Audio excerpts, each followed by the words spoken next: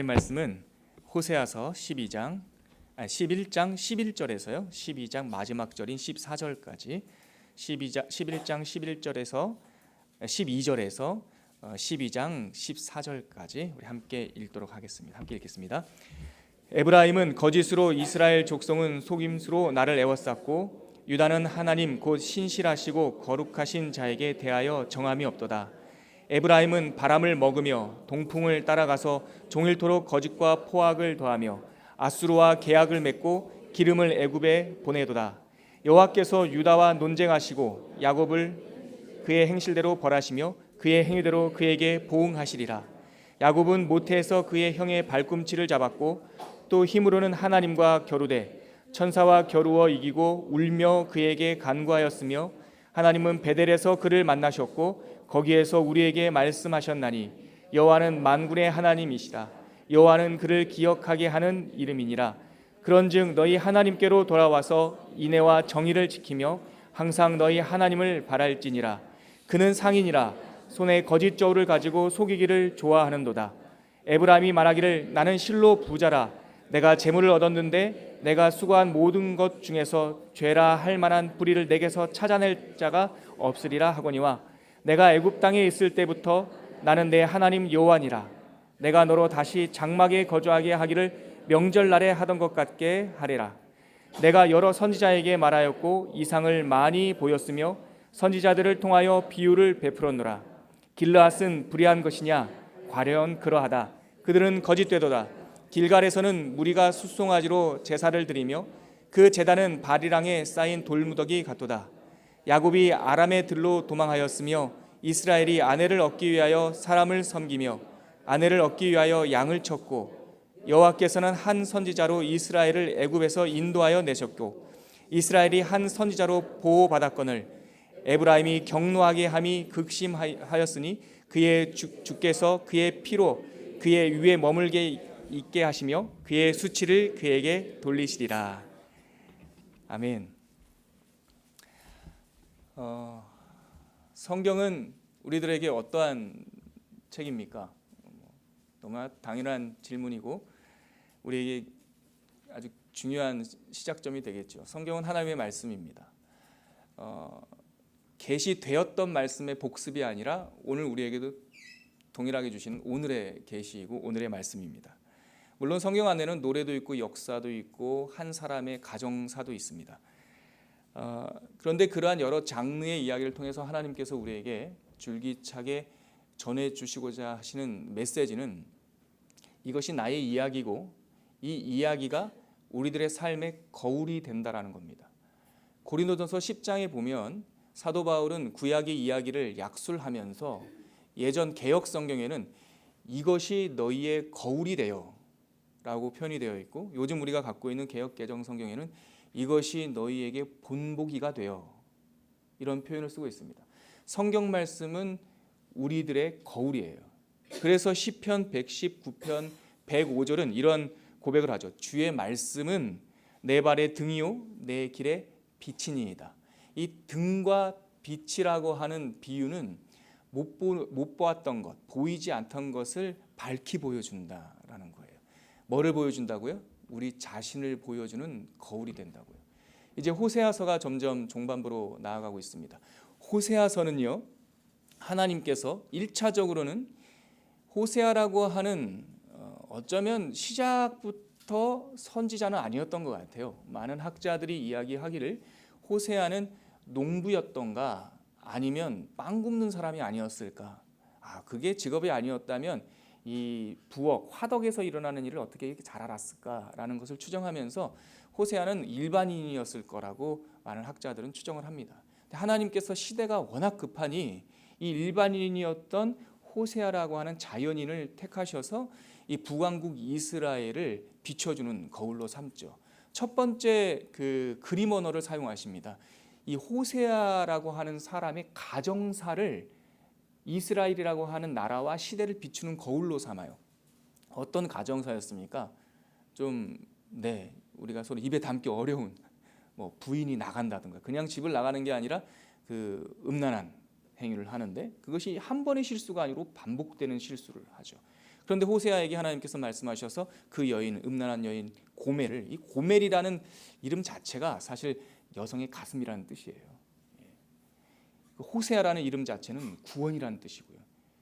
호세아에게 다시 가서 그 아내를 취하여 아들을 낳고 딸을 낳고 하나님의 사랑의 원리에 대해서 보여주시죠. 1차적인 그림 언어였어요. 그게 호세아서 3장까지 나와요. 그래서 우리가 지나온 이야기지만 호세아서 3장 1절 한번 보시겠습니까? 호세아서 3장 1절을 한번 읽어보실게요. 시작. 여호와께서 내게 이르시되 이스라엘 자손이 다른 신을 섬기고 건포도 과자를 즐길지라도, 여기까지만 읽겠습니다. 뭐라고 되어 있냐면 3장까지는 1인칭 대화 화법처럼 하나님께서 호세아에게 말씀하시는 그 기록이 되어 있어요. 그래서 여호와께서 나에게 이르시되 이렇게 되어 있는데 4장으로 넘어가면 이 내용이 전환됩니다. 4장 1절 한번 읽어볼게요. 앞부분만 시작. 이스라엘 자손들아 여호와의 말씀을 들으라. 4장에 들어가니까 이제 호세아의 입을 통해서 이 메시지는 우리 가정사가 아니다라는 거예요. 이 호세아 선지자의 가정사를 통해서 하나님께서 이스라엘에게 하시는 메시지라는 거예요. 그래서 4장부터는 이스라엘아 들으라. 그리고 이스라엘에 대한 하나님의 예언을 빗대어서 말씀하시는 거죠. 우리가 이제 12장, 11장, 12절서부터 12장 오늘 읽었던 본문은 이 전까지 4장서부터 11장까지군요. 우리가 흔히 이해하기 쉽게 말하면 주제 설교였어요. 주제 설교. 호세아를 통해서 하나님께서 이스라엘 백성에게 주제 설교를 하시는 거예요. 너희가 음란했다. 너희가 교만했지. 너희가 하나님을 속히 떠났지. 이렇게 주제를 가지고 하나님께서 말씀을 하시는 건데 오늘 읽은 본문은 이렇게 설명을 들어도 괜찮을 것 같아요. 강해 설교예요. 강해 설교는 뭐냐면 기존에 있었던 메시지를 풀어서 우리의 얼굴을 비춰주는 거예요. 어떤 메시지냐면요. 북왕국 이스라엘이라고 하는 이름을 갖게 된 이름의 근원이 될 수 있는 그의 조상 야곱의 이야기를 빗대어서 이야기하고 있어요. 왜 이러한 빗댐이, 왜 이러한 거울이 필요합니까? 북왕국 이스라엘이 지금 죄를 범하고 있기 때문에 그렇습니다. 우리 11장 12절에서 12장 2절까지 앞부분 3절을 한번 같이 읽어볼까요? 같이 읽겠습니다. 시작. 에브라임은 거짓으로, 이스라엘 족속은 속임수로 나를 애워쌌고, 유다는 하나님 곧 신실하시고 거룩하신 자에게 대하여 정함이 없도다. 에브라임은 바람을 먹으며 동풍을 따라가서 종일토록 거짓과 포악을 더하여 아수르와 계약을 맺고 기름을 애굽에 보내도다. 여호와께서 유다와 논쟁하시고 야곱을 그 행실대로 벌하시며 그의 행위대로 그에게 보응하시리라. 지금 이 세 절이 이스라엘이 어떤 상태인지에 대한 정확한 진단서예요. 이스라엘이 어떤 상태였냐면 거짓의 상태였다는 거예요. 거짓말 상태. 그리고 이스라엘 족속은 속임수에 빠져 있다는 거예요. 속임수로 하나님을 둘러쌌다는 거예요. 그리고 이스라엘은 정한 마음이 없는 거예요. 그러니까 뿌리가 내려지지 않은 거예요. 물 위에 떠다니는 꺾여진 가지와 같은 존재라는 거죠. 그래서 이 사실을 어떻게 멋지게 표현하냐면, 그러니까 이해하기 쉽게 표현하냐면 12장 1절에 에브라임의 삶이라는 게 바람을 먹는 인생 같다라는 거예요. 그리고 동풍을 따라 이리저리 방황하는 인생이었다라는 거죠. 하나님께서 유다와 논쟁하셨고 야곱을 그 행실대로 그 야곱의 행실에, 야곱의 삶에 관여하셨던 하나님께서 바로 당신들의 행위대로 반응할 것이다 라고 하는 말씀으로 이 12장 상반절이 마무리가 되면서 진단서가 나오는 거예요. 그러면 너희들의 행실에 대하여 어떤 모습이 있는지 이제 방금 말씀드렸던 이 너희 조상 야곱의 이야기를 거울 삼아 이스라엘, 우리가 2016년의 말씀으로 읽으면 우리 자신, 지금 이 자리에 앉아있는 혹은 이 시대의 맨 얼굴을 하나님께서 야곱의 이야기를 통해서 보여주시죠. 이어서 나오는 12장 3절에서 14장까지는 야곱 이야기를 통해서 이스라엘 백성의 민낯 3가지의 얼굴을 보여줍니다. 첫 번째 어떤 얼굴이냐면 그들의 인생은 낭비하는 인생, 허공을 치는 인생이었다는 겁니다. 우리 3절서부터 6절까지 3절부터 5절까지만 한번 읽어볼까요? 시작. 야곱은 모태에서 그의 형의 발 뒤꿈치를 잡았고 또 힘으로는 하나님과 겨루되 천사와 겨루어 이기고 울며 그에게 간구하였으며 하나님은 베델에서 그를 만나셨고 거기에서 우리에게 말씀하셨나니 여호와는 만군의 하나님이시라. 여호와는 그를 기억하게 하는 이름이라. 첫 번째 거울처럼 비춰주는 그 에피소드는 야곱의 출생과 그의 인생의 약사예요. 어떻게 출생했다고 얘기합니까? 형의 뒤꿈치를 붙잡았다는 거예요. 이 붙잡았다는 말 자체가 야콥이라는 말이 붙들다는 뜻이잖아요. 그리고 그는 시간을 건너뛰어서 밧다람에서 돌아온 이후에 야복강에서 하나님의 천사, 하나님과 씨름했다는 내용이 나와요. 태어남과 두 번째 태어남의 장면이에요. 태어날 때 야곱이라는 이름을 가졌고 야복강에서 하나님과 씨름하면서 이스라엘이라고 하는 또 다른 이름을 주셨어요. 그가 천사와 겨루어 이겼고 그렇지만 그의 환도뼈가 끊어지면서 하나님 앞에 울며 간구했다는 거죠. 이 짧은 야곱 이스라엘의 약사를 통해서 이스라엘의 인생의 1막과 2막을 단번에 보여주는 거예요. 1막은 어떤 인생이었어요? 자기가 붙들려고 하는 삶이었다는 거예요. 2막은요, 하나님께 간구하는 인생이었다는 거예요. 하나님을 만나기 전, 그의 환도뼈가 꺾이기 전, 그의 인생의 주관자가 하나님이라는 사실을 야복강에서 깨닫기 전에 야곱의 인생은 자기 힘으로 사는 것처럼 보였지만 사실은 허공을 치는 인생이었다는 거예요. 너희들의 삶이 이 야곱 너희 조상과 어쩜 이렇게 똑같냐라고 말하는 거죠. 여로보암 2세 왕에게 말합니다. 네가 군사가 많다고, 마병이 많다고, 너희 나라가 부자가 되었다고 허공을 치는 인생이라는 겁니다. 너희 힘으로 아수르와 정략적인 조약을 맺고 너희 힘으로 애굽에 뇌물을 보내어 군사적으로 방비한다고?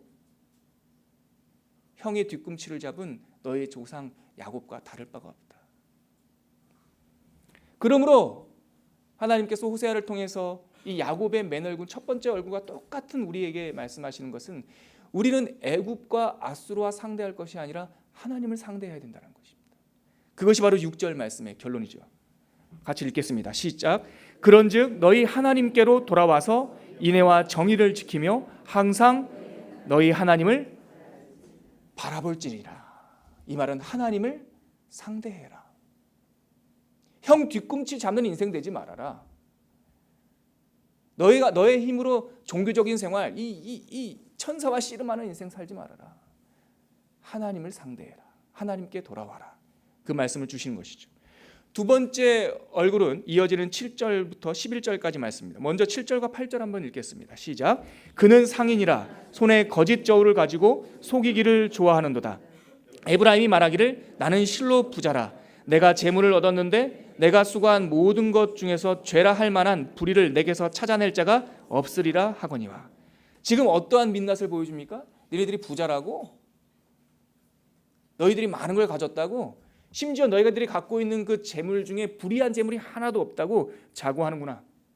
너희들의 얼굴은 나는 부자라 하고 다니는구나. 헛배가 부른 야곱아 라고 하나님께서 우리들의 민낯을 들춰내는 것이죠. 그러나 니네 힘으로 먹고 니네 힘으로 배부른 것이 아니라, 그 말씀을 9절과 10절에서 하나님께서 반론하시죠. 같이 한번 읽겠습니다. 시작. 내가 애굽 땅에 있을 때부터 나는 내 하나님 여호와니라. 내가 너로 다시 장막에 거주하게 하기를 명절날에 하던 것 같게 하리라. 내가 여러 선지자에게 말하였고 이상을 많이 보였으며 선지자들을 통하여 비유를 베풀었노라. 여러분, 자기가 스스로 나는 부자다, 심지어 나에게 있는 재물 중에 불의한 것이 하나도 없다라고 자고하는 야곱의 얼굴을 하나님께서 뭐라고 들춰냅니까? 니네들이 애굽의 종이었지 않냐. 니네가 애굽 땅에 있을 때부터, 종살이 하던 때부터 내가 너희 하나님 아니었냐? 왜 옛날 일을 기억하지 못하냐? 내가 너희들을 광야에서 먹인 거 아니냐? 니네 조상들이 40년 동안 광야에서 먹은 떡이 너희들의 수고로 먹은 것이냐? 왜 광야에서의 삶을 기억하지 못하느냐? 하나님께서 뭐라고 말씀하십니까? 내가 스스로 부자라고 자고하는 이 백성에게 내가 너로 다시 장막에 거주하게 할 것이다. 이것이 바로 명절날처럼 너희들이 기억하게 할 것이다. 이 명절날이 뭡니까? 바로 초막절이에요, 여러분. 초막절은 어떤 명절이에요?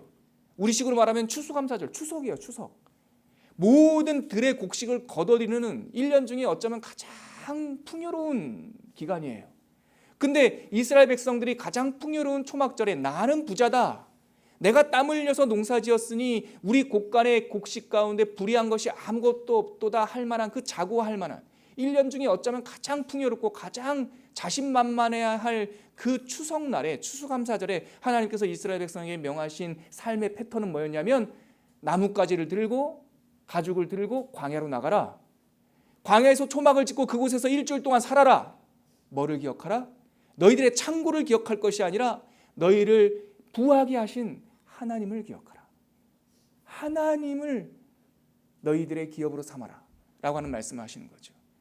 이 당시 호세아가 직면하고 있는 현실은 스스로 강대한 나라가 되었다라고 자고하는 백성이었어요. 우리들의 현실과 똑같아요. 그랬을 때 하나님께서 뭐라고 말합니까? 너희들을 다시금 광야에서 명절날 초막에서 거하는 백성이 되게 하리라 말씀하시는 거죠. 그리고 그들의 민낯을 다시 한번 11절에서 고발하십니다.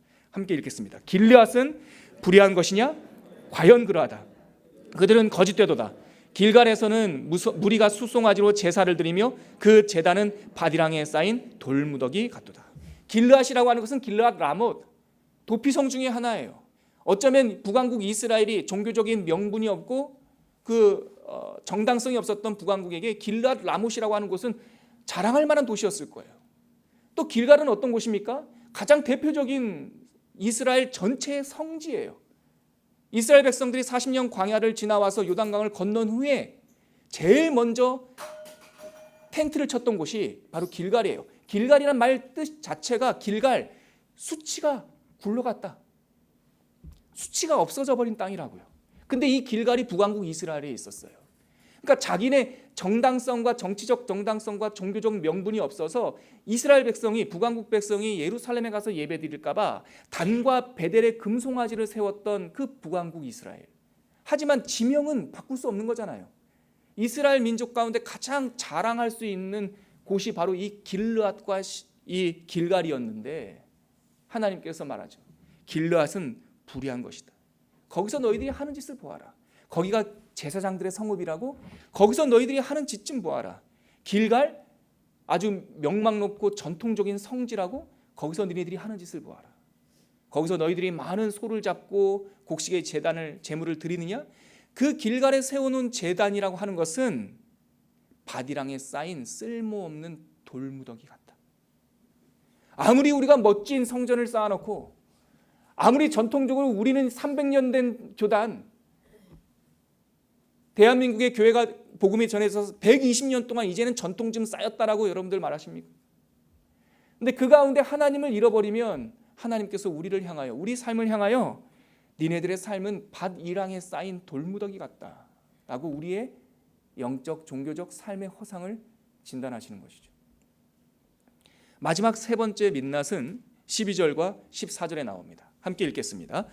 야곱이 아람의 들로 도망하였으며 이스라엘이 아내를 얻기 위하여 사람을 섬기며 아내를 얻기 위하여 양을 쳤고, 여호와께서는 한 선지자로 이스라엘을 애굽에서 인도하여 내셨고 이스라엘이 한 선지자로 보호받았거늘 에브라임이 경노하게 함이 극심하였으니 그의 주께서 그의 피로 그의 위에 머물게 있게 하시며 그의 수치를 그에게 돌리시리라. 호세아 선지자를 통해서 하나님께서 인용하시는 세 번째 야곱의 에피소드는 이 야곱이 사랑하는 부인을 얻기 위하여, 아니죠, 처음에는 자기의 그 사기죄가 들키면서 형한테 죽을까 봐 바단 아람으로 이 망명을 떠나는 장면을 보여줍니다. 근데 망명을 떠나서 그때가 근데 한 40살쯤 된 것 같잖아요, 느낌에. 그렇죠? 왜냐하면 바단 아람 가서 결혼했으니까. 제가 성경에 계산을 해보니까 조금의 오차는 있는데 가장 젊게 잡으면은 76세예요. 하여튼 뭐 성도님들은 놀라질 않아요. 76세에 결혼했다니까요, 여러분. 첫 결혼을요. 76세. 아이, 목사님 그 시대는 좀 뭐 만혼이, 뭐 수명도 길었으니까 만혼이 있었겠죠. 여러분 이렇게 하면은 그 느낌이 올 겁니다. 그 허탈감을. 야곱의 쌍둥이 형이 누구였습니까? 에서는 40살에 결혼했어요. 근데 그것도 국제 결혼. 예, 이쁜 자매 얻어서.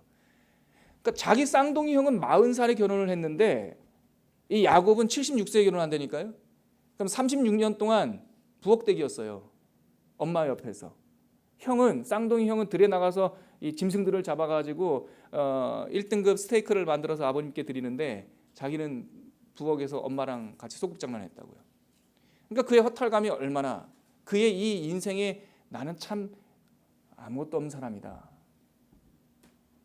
그런 허탈감을 가지고 바단 아람으로 도망갔겠습니까? 근데 거기서 첫눈에 드는 자매를 만났잖아요. 그래서 바단 아람에서의 20년의 삶은, 여기 지금 하나님께서 고백하듯이 이스라엘은, 야곱은 아내를 위하여, 아내를 얻기 위하여, 또 정확하게 반복해요. 아내를 얻기 위하여. 그러니까 이스라엘의 삶이, 우리들의 삶이 뭐였냐면 아내를 위하여 사람을 섬기는 삶이었다는 거예요. 아내를 위하여 양을 쳤다는 거예요. 하나님께서 우리를 정확하게 진단합니다. 너희들의 인생이 뭐와 같다고? 북왕국 이스라엘아, 너희들의 인생이 바로 너희 조상 야곱과 다를 바가 뭐냐? 너희들이 살고 있는 이 삶이라는 게 결국은 아내를 얻기 위하여 하는 삶 아니냐? 사랑을 얻기 위하여 하는 삶 아니냐? 네가 너의 그 사랑을 얻기 위하여, 너의 그 텅 비어버린 마음에 채움을 얻기 위하여 일을 하고 회사를 다니고 텅 빔을 얻기 위하여 돈을 벌고 그렇게 살지 않았냐? 채워졌냐? 그런데 너희들이 아내를 얻기 위하여 사람을 섬기고 아내를 얻기 위하여 돈을 벌고 양을 쳤는데 너희들이 진짜 사랑을 이제 채웠냐? 그러나서 하나님께서 13절에 내가 너희를 사랑한다 라는 고백을 하시는 거죠. 하지만 여호와께서는 한 선지자, 다른 이야기로 이렇게 빗대시는 겁니다. 바로 모세를 말하는 겁니다. 한 선지자를 보내어서 전체 이스라엘을 아내로 삼지 않았냐? 다시 말해서 13절에 나온 내용은 하나님께서 한 선지자 모세를 보내서 애굽에 종살이하고 있던, 애굽의 부엌에서 식모살이하고 있던 이 볼품없는 여인과 같은 이스라엘을 하나님의 신부로 받아들이는 장면을 13절에 얘기하고 있는 거예요. 여호와께서 한 선지자로 이스라엘을 애굽에서 인도하여 내셨고 이 이스라엘이 한 선지자로 보호를 받았다.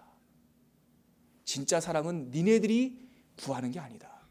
야곱이 아내를 얻기 위하여 사람을 섬기고 양을 쳤지만 결국은 채워지지 않았던 것처럼 진짜 사랑은 내가 너희들한테 주는 거다 라는 말씀을 하나님께서 주시죠. 14절에 한번 읽어볼까요? 그렇지만 에브라임이 경노하게 함이 극심하였으니 그의 주께서 그의 피로 그의 위에 머물러 있게 하시며 그의 수치를 그에게 돌리시리라.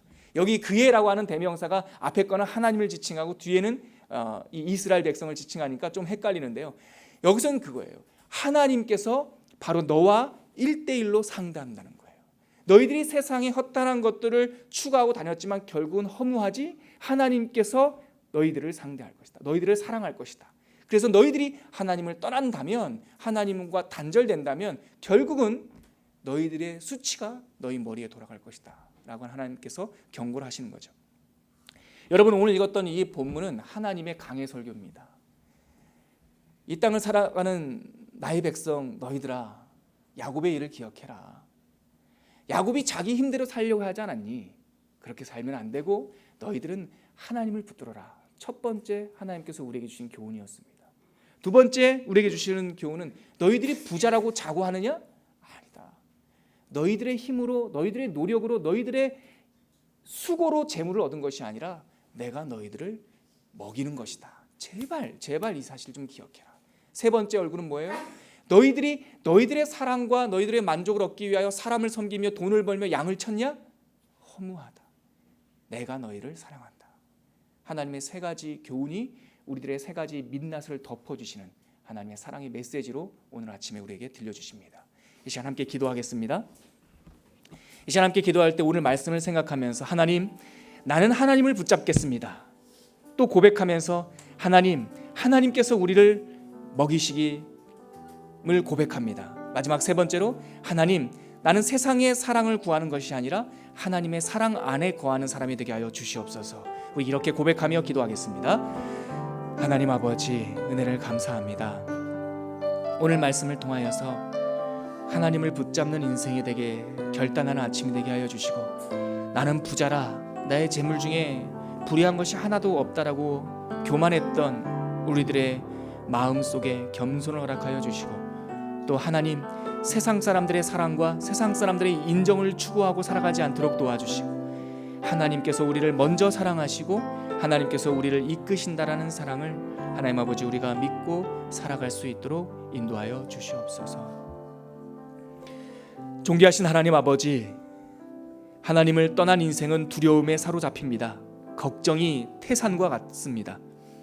그러나 하나님께서 요한 1서에서 우리에게 선언하여 주신 바처럼 온전한 사랑을 두려움을 내어 쫓는다 하였사오니 오늘 이 호세아서 말씀, 내가 너를 사랑한다, 내가 너를 먹인다, 내가 너의 허리춤을 붙잡고 있다라고 하는 이 메시지를 가슴에 새겨 하나님의 사랑을 느끼게 하여 주시고 우리의 인생에 엄습하는 두려움을 다 내어 쫓을 수 있도록 이끌어 주시옵소서. 이제는 우리 주 예수 그리스도의 은혜와 하나님의 끝이 없는 사랑과 성령 하나님의 임재하시고 충만케 하시는 그 역사하심이 오늘 호세아서 12장 말씀을 오늘 나에게 주시는 하나님의 메시지로 듣고 하나님만 붙잡고 하나님께서 먹이신다는 고백 가운데서 하나님의 사랑 안에 거하기로 결단하는 주의 백성들 머리머리 위에 지금부터 영원토록 함께 하시기를 간절히 축원하옵나이다. 아멘.